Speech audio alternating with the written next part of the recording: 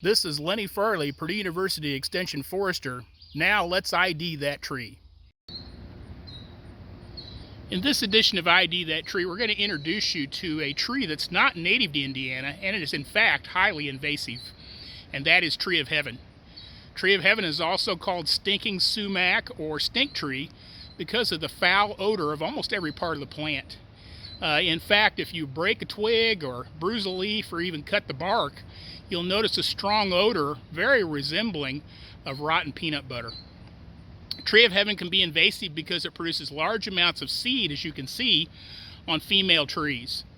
And so these seed can be blown by the wind and can grow very rapidly in new locations that they land in.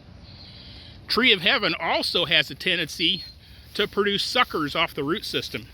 And in fact, in this mown area, we have some suckers getting established right now that would turn into trees very quickly were it not for the regular mowing.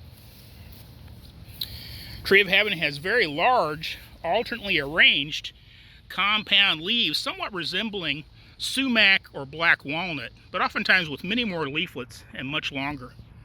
Another way to tell these apart from sumac and black walnut are the little teeth or glands at the very base of the leaflets that you can see here.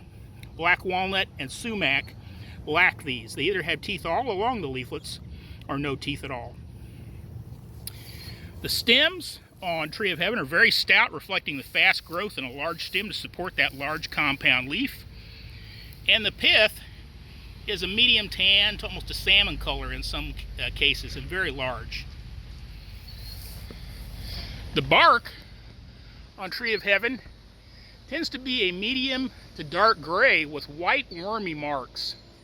These trees can get to be quite large and will outgrow many of our native species across the landscape. And between the seed spread and the fast growth and the tall height, they become very dominant invasives, occupying large areas of forest environment.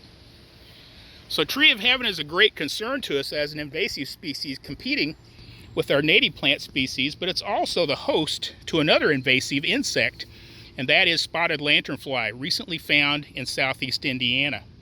And so controlling Tree of Heaven is an important management practice to keep our forests healthy and keep other invasive species at bay.